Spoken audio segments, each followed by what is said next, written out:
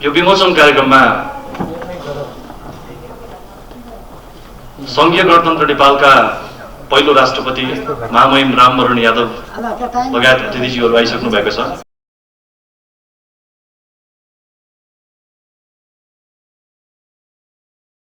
त्यतिखेरको सत्ता, त्यतिखेरको प्रतिपक्ष, त्यतिखेरका राजनीतिक पार्टीहरूले काम गरेका थिए भन्ने लेखक आजको हिरो जगत नेपाललाई चाहिँ मैले मनमा बोलाउनै दिएको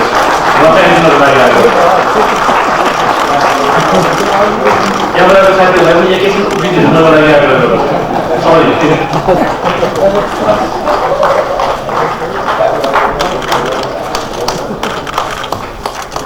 पहिलो संसद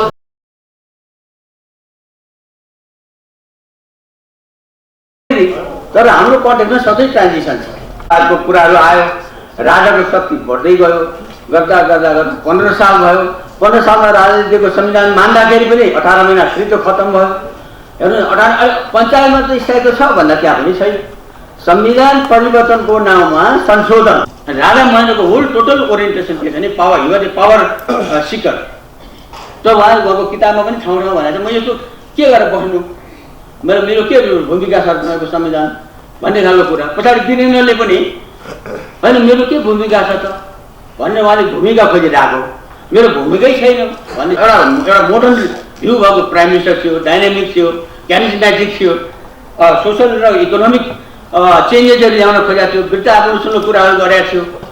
त्यो त्यति बेलाको फ्युडल एलिमेन्टलाई सही भएन। पोलिटिकल कल्चरै फरक, दरबारमा बोल्ने भाषादेखि लिएर सबै त्यो कल्चरै फरक गर्दाखेरि त्यसो कन्फ्लिक्ट हो, पर्सनालिटीको कन्फ्लिक्ट। अनि उहाँले चाहिँ द्वन्द्व टक्राउ भन्ने शब्द हाल्नुभएको छ।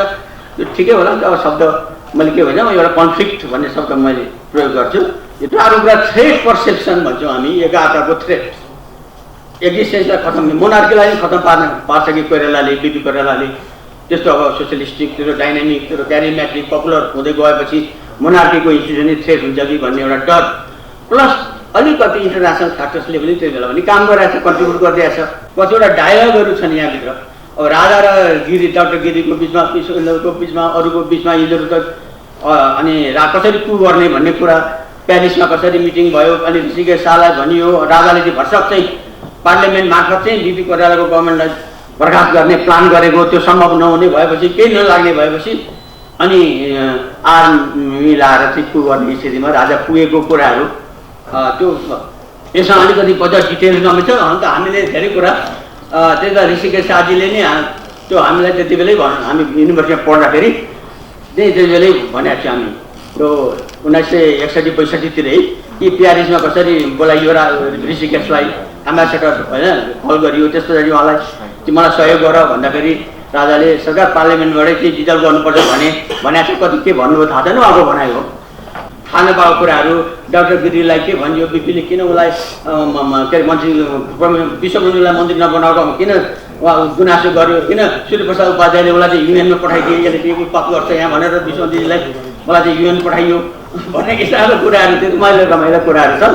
त्यस कारणले अन द होल एउटा पाठकले यसलाई नेपालको सन्दर्भमा चाहिँ पढ्दा राम्रै हुन्छ, केही कुराहरू नयाँ कुराहरू आउन सक्छन् भन्ने यस्तो मलाई लाग्छ। किन पढ्दाखेरि यस्तो लाग्छ एउटा मिठो एउटा उपन्यास, एउटा सरस किताब पढेको अनुभूति हुन्छ र उहाँ मान्छे पनि एकदम सरस हुनुहुन्छ, रमाइलो हुनुहुन्छ। हामी कान्तिपुरको क्यान्टिनमा भेट हुँदाखेरि उहाँले एकदम मिठो शैलीमा कुनै कुराहरू भन्नुहुन्छ, हँसाउँदै भन्नुहुन्छ र त्यसको पन्चिङ लाइन कतिखेर आउँछ भनेर हामी सुन्न हामी उत्सुक हुन्छौँ। यो पुस्तकमा त्यस्ता धेरै पन्चिङ लाइनहरू छन्। एउटा रमाइलो के छ भने यहाँ साह्रै चाखलाग्दो पुस्तक छ, त्यसैले चाखलाग्दो पुस्तकका धेरै कुराहरू नबताइकन यहाँहरूलाई पढ्न छोडिदिनु चाहिँ बुद्धिमानी हुन्छ भन्ने मलाई लाग्छ। जगत नेपालले साह्रै मेहनतका साथ साँच्चीकै राम्रो, म भन्छु अलिकति पनि कन्जुसी नगरिकन भन्दा हुन्छ, साह्रै राम्रो पुस्तक हामीलाई दिएका छन्। हामी सबैले यसको अध्ययन गर्छौँ, गर्नेछौँ, गर्नुपर्छ, मेरो त्यो आग्रह छ। र मेहनतका साथ अहिलेका समसामयिक धेरै कुराहरू समेतलाई छुने खालको उहाँले पुस्तक तयार गर्नुभएको मैले पाएको छु।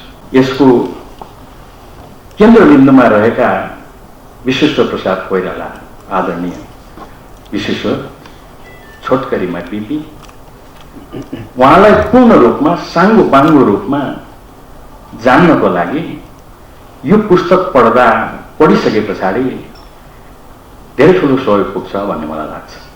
विश्वेश्वर प्रसाद कोइरालामाथि घरि राजासँग घाँटी जोडिएको, घरि हाम्रो छिमेकी भारतसँग घाँटी जोडिएको, तर यो पुस्तक पढ्दा थाहा हुन्छ वास्तवमा विश्वेश्वर प्रसादको राजासँग पनि घाँटी जोडिएको रहेनछ, छिमेकी भारतसँग पनि घाँटी जोडिएको रहेनछ। मैले चाहिँ त्यो पाएँ। त्यसैले विश्वेश्वर प्रसाद कोइरालालाई पूर्ण रूपमा जान्नको लागि यसले सहयोग पुग्छ। यसलाई पनि म धेरै व्याख्या नगरौँ, एक दुईवटा सान्दर्भिक कुराहरू मात्रै म यहाँको अगाडि राख्न चाहन्छु। यो पुस्तकको 193 नम्बर पृष्ठमा बिपी पुत्री खेलाउँदै गृहमन्त्री होटेलमा भन्ने शीर्षक अन्तर्गत यति चाखलाग्दो प्रसङ्ग छ।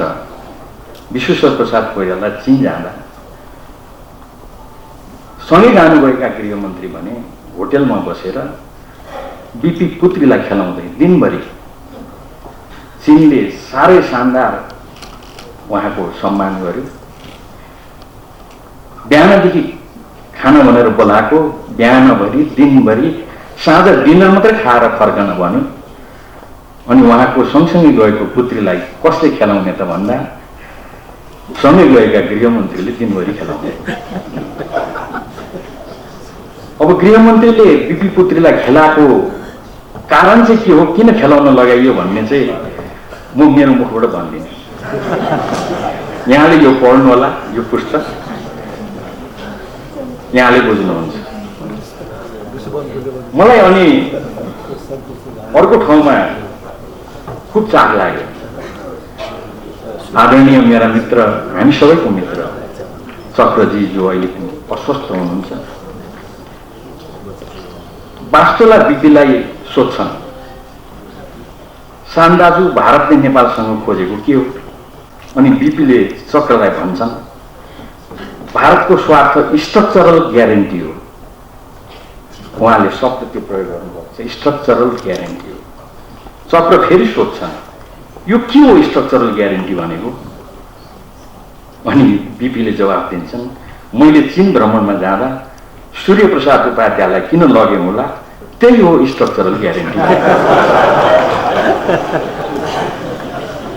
अब यति भनिसके पछाडि यहाँहरूले दिनभरि उहाँले किन बिपी पुत्रीलाई खेलाउनु पर्यो होटेलमा? यस्ता चाखलाग्दा राम्रा महत्त्वपूर्ण प्रसङ्गहरू जगत नेपालले आफ्नो पुस्तकमा राख्नुभएको छ र हामीलाई यो दिनुभएको छ र यो धेरै महत्त्वपूर्ण छ। गणेशराज शर्माजीको प्रसङ्ग पनि छ।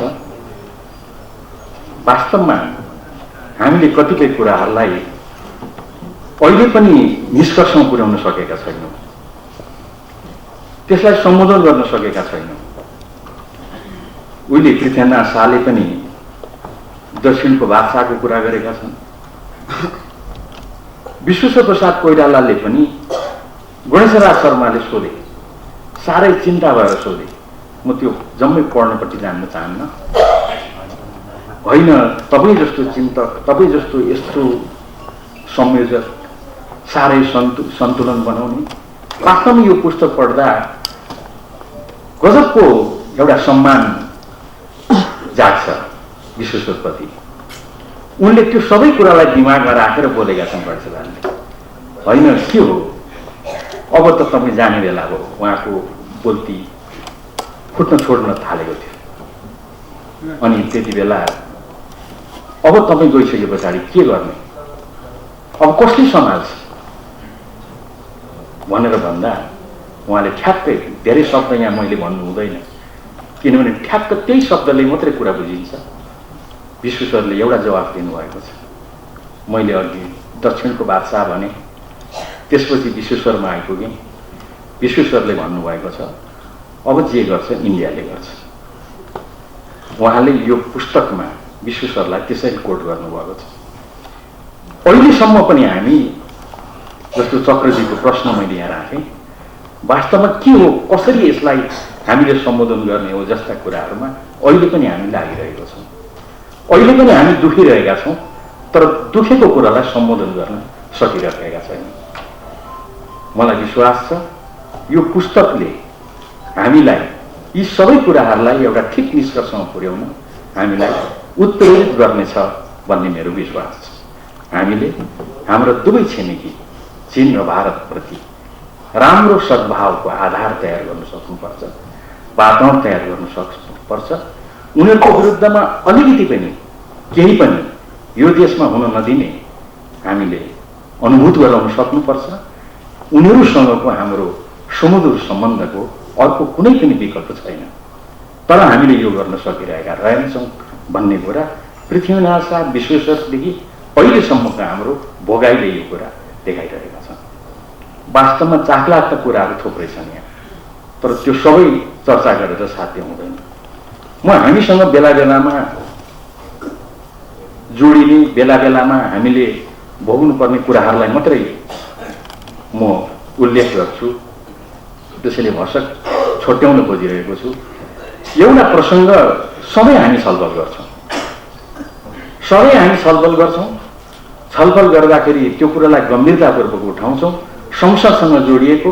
यो पुस्तकमा पनि ठ्याक्कै एक ठाउँमा मैले उल्लेख भएको पाएको छु।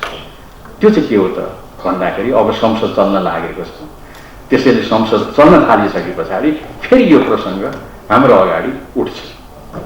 सधैँ उठ्ने विषय चाहिँ त्यो के हो त भन्दा संसदमा त्यसपछि नाराबाजी, संसदमा वेल घेराउ, संसद अवरोध। सानातिना छासाक छुसुक हुने कुरा त सामान्य कुरा हो, तर लामो समय अवरोध भएर संसदमा बहुमतले कामै गर्न नपाउने ढङ्गले लामो समय अवरोध रहने जुन स्थिति छ, त्यसलाई लिएर साह्रै धेरै प्रश्न उठ्ने गरेको पाइन्छ। अनि एउटा चाखलाग्दो कुरा के छ त, यही कुरा ठ्याक्कै यही भाषामा मैले पहिला पनि भनेको छु, त्यसैले आज पनि मलाई भन्न कुनै अप्ठ्यारो छैन। लामो समय संसद अवरोध गर्ने काम एमाले गरेको थियो, त्यो पनि बेठिक हो। त्यो नेपाली काङ्ग्रेसले गरेको थियो, त्यो पनि बेठिक हो। माओवादीले गरेको थियो, त्यो पनि बेठिक हो। जो कोहीले गरेका छन् त्यो बेठिक हो। यति कुरा चाहिँ सुरुमै राखेर अब म के कुरा निवेदन गर्न चाहन्छु त भन्दा, सत्तामा रहँदा चाहिँ यस्तो कुरा सम्झना आउँछ फेरि। त्यसैले मैले अघि भने, मैले चाहिँ पहिलेदेखि भन्दैछु है भनेर, सत्तामा आयो कि यो यसरी अवरोध गर्ने कुरा ठिक होइन भन्छु म। सत्ताबाट बाहिर आएपछि होइन विपक्षीले त अनि के गर्ने त भन्ने चलन छ। अब यसलाई म अरू व्याख्या गर्दिनँ।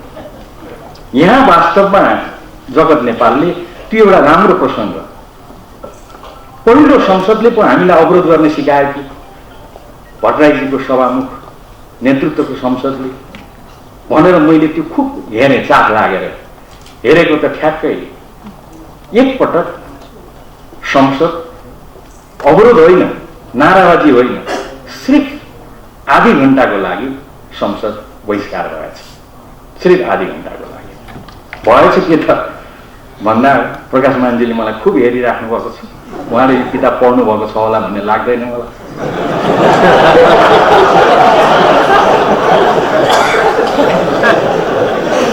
आदरणीय गणेशमान सिंहजी, जसलाई साह्रै म आदर गर्छु, उहाँ मन्त्री, वरिष्ठ मन्त्री, उहाँले थोकिदिनु भएछ। विपक्षीलाई देखाउँदै एकजना राणा विपक्षीलाई तिमीहरूको 104 वर्षे शासनकाल भनेर उहाँले मन्त्रीको उसबाट बजाएपछि त्यहाँ होल्ला भएछ। अनि विपक्षीहरूले एउटै कुरा मात्रै मागेछन्, गणेशमान सिंहज्यूले तिमीहरू 104 वर्षे तानाशाही राणा त्यो चाहिँ शब्द फिर्ता गरिदिनुहोस् भनेको। अब प्रकाश मानजीले भन्न सक्नुहुन्छ, गणेश मानजीले फिर्ता लिनुभयो कि भएन? गणेश मानजीले के फिर्ता लिनुहुन्थ्यो बोलेपछि? विपक्षीहरूले आधी घन्टा बहिष्कार गरे, त्यसपछि फेरि सदन अगाडि बढ्यो। अब यति बेला भए आधी घन्टा मात्रै त्यसो गर्नु त हाम्रो त इज्जतै जाने कुरा हो। मेरो आग्रह छ, जगत नेपालको यो पुस्तक हामी सबैले संसद सुरु हुन लागेको बेलामा एकदम खराखुरुक पढ्नु।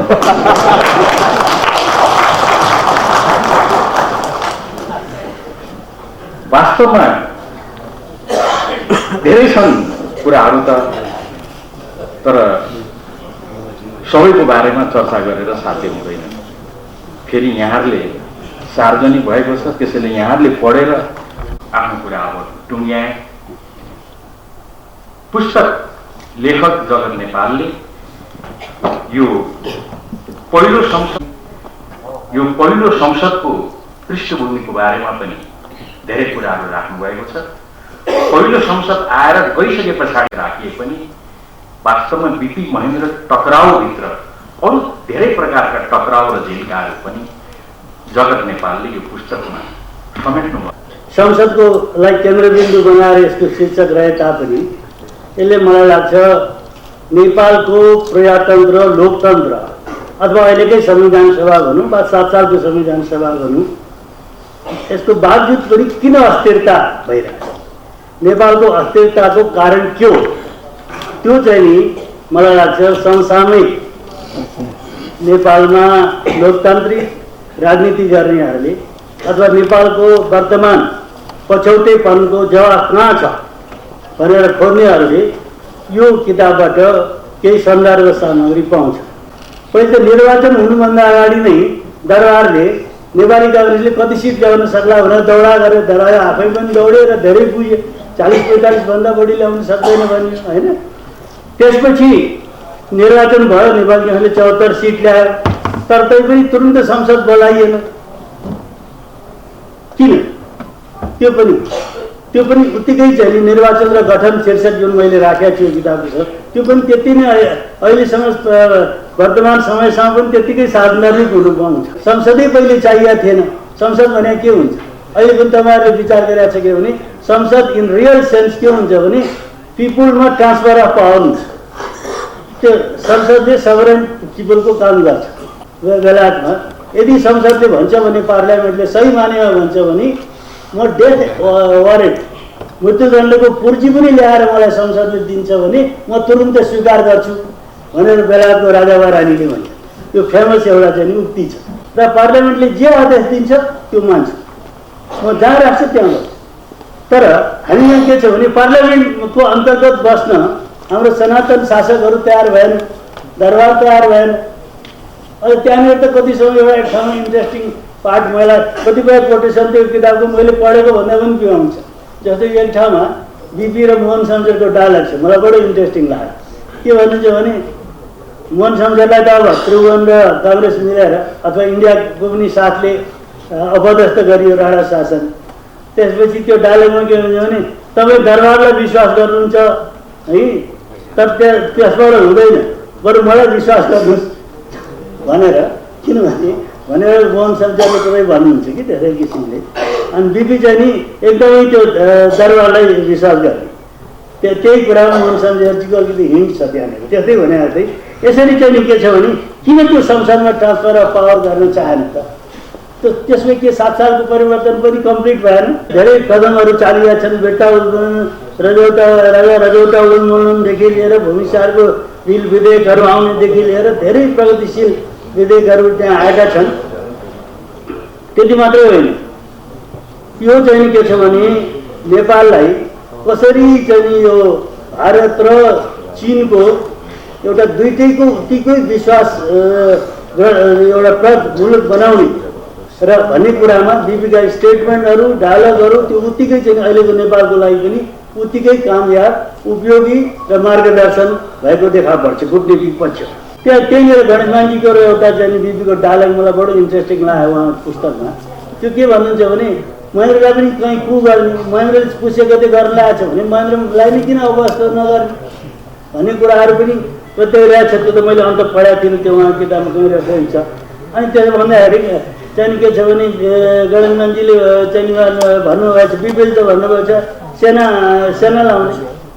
सेना लाउने यो निर्वाचित संसद सरकार मान्छेले भनेछ तपाईँको आदेश मान्ने भए पो अनि फेरि होइन त्यो यो सेनाले त मान्न सक्छन् भन्दा गणेश मान्छेले फेरि भन्छ दरबारको सेनाले मान्छ त भने बडो मलाई इन्ट्रेस्टिङ लाग्यो किनभने एउटा निर्वाचित प्रधानमन्त्री थाहा पाइरहेको छ अपरिचित कु पनि भइरहेको छैन तर त्यसमा उनी केही गर्नै सक्दैन किन त्यति असहाय हुन्छ डेमोक्रेसीमालाई त विदिन द कन्स्टिट्युसन प्रधानमन्त्रीले एक त संसदमाथि कसैले आँखै गाड्न सक्दैन त्यो निर्वाचनमा मात्रै जाने है त्यो अथवा संविधान बमोजिम मात्रै त्यसको गठन विघटन कन्टिन्युटी हुने हो तर त्यो संसदमाथि त्यत्रो आक्रमण हुन लागिरहेछ भनेको छ तर एउटा प्रधानमन्त्री त्यो सरेन्डरै गरेर बस्नुपर्छ उसले तर केही गर्न सक्दैन देशको परिस्थितिको बारेमा दुई शब्द बोल्न यो किताबको विमोचनको मार्फत मलाई हर्ष लागिरहेको छ र देशको परिस्थितिबाट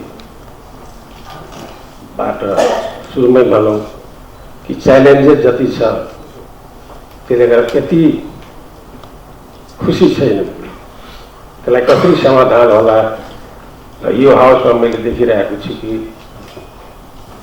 15 सालको सभामा नभएको मानिस सायद तर त्यसपछि सबै प्लेयरहरू 17 सालको घटनापछि यस हाउसमा बसेको र यो मञ्चमा बसेको 17 सालपछिका हामी सबै सँगै हिँडेका छौँ हो मैले किताबको त बिर्सि गएँ किनभने मेरो यस्तै बानी छ किताबको बारेमा आज जति डाक्टर बराल या पूर्व सभाध्यक्ष या पूर्व सभामुखले कुराहरू धेरै राखिसक्नु भएको छ र यो पठनीय छ यो इतिहासको कालखण्डको पहिला हाम्रो संसदीय परम्पराको इतिहास हो धेरै मेहनत गरेर उहाँले लेख्नु भएको छ उहाँले भन्दाखेरि मलाई फेरि के लाग्छ यत्रो सानो मानिस सानो भनेको हाइटले मलाई यो किताब देखाएर यो विमोचन छ भने मैले तिमीले लेख्यो तिमी भन्दैछु फेरि किन हामी त्यो जमानाको मान्छे छौँ यो हाइटवाला मान्छेहरू सबै स्कुलबाट कलेजमा थियो अहिले अब यस्तो केटाकेटीहरू मेरो सामने बसिरहेछ कोही पिएचडी गरिसकेको छ कोही मास्टर गरिसकेको छ किताब लेखेर हाम्रो सामने दिइरहेको छ इतिहास त्यसले तपाईँलाई धेरै तपाईँ भन्नुभयो तपाईँलाई धेरै बधाई छ तपाईँले चाहिँ कि धेरै मेहनत गरेर इतिहासको एउटा कालखण्डको इतिहास लेख्नु भएको छ हामी इतिहास पढेर वर्तमानको एनालाइसिस गरेर फ्युचरको कोर्स निर्धारण गर्छौँ हाम्रो राष्ट्रवाद त्यही हो डाक्टर त्यसले गर्दा तपाईँलाई बधाई दिँदै र तपाईँ यस्तै लेख्ने चाहिँ कि आफ्नो सुचारू राख्नु होला जो राष्ट्रिय हितमा लेख्दै गर्नु होला तपाईँलाई धेरै बधाई छ यति नै म भन्न चाहन्छु जहाँसम्म मेरो तपाईँको सीमा पनि कहाँ कति बोल्ने त्यो पनि निर्धारित छैन मैले विद्वानहरूसँग उहाँहरूसँग सरसल्लाह गर्दैछु कहाँ गयो भने के बोल्ने नबोल्ने किन रिटायर्ड राष्ट्रपति छु भूतपूर्व राष्ट्रपति छु राष्ट्रपतिको इन्स्टिट्युसनको गरिमा र आफ्नो परम्परा र राष्ट्रको चाहिँ कि स्थिति हेरेर पनि बोल्नुपर्ने छ यो किताबमा जुन चाहिँ कि भन्नुभएको छ उहाँले टकराव म भन्छु यो 7 सालदेखि 17 सालको दस्तावेज हो त्यसो एउटा तानाशाह जसले शासन गर्न खोजिरहेछ र एउटा लोकतान्त्रिक विधिबाट आएको चाहिँ नेताले लोकतन्त्रको स्थापना मार्फत देशलाई विकास गर्न चाहिरहनु भएको छ त्यो त्यहाँ हुन सकेन र त्यही हामीले त्यहाँबाट जुन यात्रा हुँदै यहाँसम्म आएका छौँ चाहिँ आज 73 सालमा हामी प्रवेश गरेका छौँ नयाँ साल छ र देशलाई भलो होस् देशलाई राम्रो होस् देशको एकता मेरो म्यासेज के छ कि यो चाहिँ इतिहासको कालखण्डको एउटा कडी हो त्यो 7 साल र 17 सालको पिरियडको एउटा ऐतिहासिक बुक हो तर 17 साल पछिको घटनाहरू हामी सबै प्लेयरहरू यहीँ छौँ मैले रुटको कुरा जुन उठ्या छ तपाईँले गर्नुभएको छ त्यो मैले देखेँ कि जुन रुटबाट आएको हुन्छ माथि त्यो रुटले गाइड गरिरहेको हुन्छ। त्यो धेरै दिनदेखि त्यो दर्शनको हिसाबले जुन आएको हुन्छ, मलाई लाग्छ मेरो ठाउँमा अरू भयो भने फेरि त्यही चाहिँ कि 15 सालको या 17 सालको घटना हुनसक्छ। मलाई कति कुरा ठिक बुझिरहेको थिएन, तर मैले लोकतन्त्रको रुटबाट आएको हुनाले मैले त्यसलाई स्वीकार गरेर त्यो सभाको त्यो 603 करोड नेपाली जनताको जुन प्रतिनिधि भएको सभा थियो त्यसलाई मैले रोकेको छु। त्यो पुस्तक मार्फत त्यो सभालाई मैले चाहिँ कि किन त्यो बाटो अगाडि बढाउनु छ। मैले अन्तमा के भन्न चाहन्छु कि यहाँहरू सबैको प्रयत्न, आज यो सभामा जति हुनुहुन्छ, विभिन्न फिल्डका राजनीतिदेखि लिएर, विश्लेषकदेखि लिएर, विद्वानदेखि लिएर, साहित्यकारदेखि लिएर म यहाँ हेरिरहेको छु, पत्रकारदेखि लिएर तपाईँहरूको लेखनीयता चलोस् कि यही पद्धतिबाट जुन हामी ल्याएको संविधान, यही संविधानबाट सबैलाई समेटेर कसरी अगाडि बढ्यो, कहीं यो डिरेल नहोस्, कहीं संक्रमणका अब लामो नहोस्। अब तपाईँको 1 वर्ष 9 महिना कि 8 महिना मात्र बाँकी छ, वैशाखमा हामी छ, 1 वर्ष 8 महिना छ। र मैले भाइ जाए फेरि त्यो सानै, मलाई लाग्छ मेरो सामने सानै छ भने यो भाइ यो लेखकलाई हृदयदेखि धन्यवाद दिन चाहन्छु कि इतिहासको कालखण्डमा एउटा बुक ल्याएर तपाईँले जुन संसदीय परम्पराको विकासमा जुन तपाईँले योगदान दिनुभएको छ त्यसको लागि तपाईँलाई धन्यवाद छ। र यस्तो अगाडि दिनमा तपाईँको लेखनी चलिरहोस्, राष्ट्रलाई योगदान गर्नुहोस्, यो शुभकामनाको साथमा बिदा हुन्छु। धन्यवाद। डिस्काउन्टसहित तपाईँलाई चिया र बिस्कुटको त छुट छँदैछ, त्यो चाहिँ निःशुल्क हो। र मैले एक ठाउँ पहिला कतै भनेको थिएँ, कसै एउटा रुसी एउटा राइटरको एउटा हो भन्ने थियो। यो इतिहासको पुस्तक हो, इतिहास हामीले पढ्नै पर्छ। इतिहास पढेनौँ भने अघि पूर्व राष्ट्रपतिज्यूले पनि भनिसक्नु भएको छ, जगत नेपाललाई उहाँले, मैले अघि सुरुमा भनिसकेको छु, एकदम रसिक सरस कलेजको उहाँ लेक्चर बढी आफ्ना पाठकलाई रिझाउन उहाँले जति मेहनत गर्नुभएको छ, त्यसपछि उहाँले पक्कै पनि तपाईँलाई सन्तुष्ट पार्नु नै रहेछ। र यो उहाँले लेखकले बोलिसकेपछि कार्यक्रम फेला पारे र त्यसको आधारमा त्यो बेलाका सांसदहरू, 2015 सालका सांसदहरू धेरैसँग मैले कुरा गरेको छु। उहाँहरूको नाम स्मरण गर्न चाहन्छु। डाक्टर तुलसी गिरी, श्रीबहादुर थापा, विश्वबन्धु थापा, अच्युतराज रेग्मी, कमलराज रेग्मी, मणिराम शास्त्री, थुप्रै सांसदहरू उहाँहरूसँग मैले कुरा गरेको छु। त्यो बाहेक अहिले यहाँ उपस्थित भएका कतिपय महानुभावहरू हुनुहुन्छ, उहाँहरूलाई मैले रिक्वेस्ट गरेर त्यो सांसदहरूमा लैरहेको छु। जस्तो त्रिधाम डङ्गुल हुनुहुन्छ, रामरी कतिवटा माननीय हुनुहुन्छ, उहाँले पनि मलाई पेशल कुमार पोखरेल कहाँ लगिदिनु भएको थियो। थुप्रै मान्यजी हुनुहुन्छ, गणेश शाह देखिरहेको छु, उहाँले विष्णुबहादुर मानलाई कहाँ अस्ति भर्खरै लगिदिनु भएको थियो मलाई सबभन्दा पछाडि। उहाँहरूप्रति म अत्यन्त आभार व्यक्त गर्न चाहन्छु। त्यसपछि मेरो गुरुहरू हुनुहुन्छ, पत्रकारिताको गुरु पनि हुनुहुन्छ, कलेजको गुरुहरू पनि हुन्छ, उहाँहरूले शिक्षा दिनुभयो दुईटैलाई। उहाँहरूप्रति म विशेष आभार व्यक्त गर्न चाहन्छु। किताबको संयोजनका लागि संसद सचिवालयबाट एकदम ठुलो सहयोग भएको छ। पहिलो कुरा त त्यो दस्तावेज मलाई उपलब्ध गराउनलाई, त्यसको भूमिका मैले किताबमै लेखेको छु, त्यसमा म जान चाहन्छु, त्यसको लागि पनि धन्यवाद दिन चाहन्छु उहाँहरूलाई। अर्को यो हल उपलब्ध गराउनु र हाम्रो यहाँको एनएचआरले जुन संसद सचिवालयले तयारी गर्नुभएको छ, जुन सहयोग गर्नुभएको छ, त्यसको लागि पनि म आभार व्यक्त गर्छु।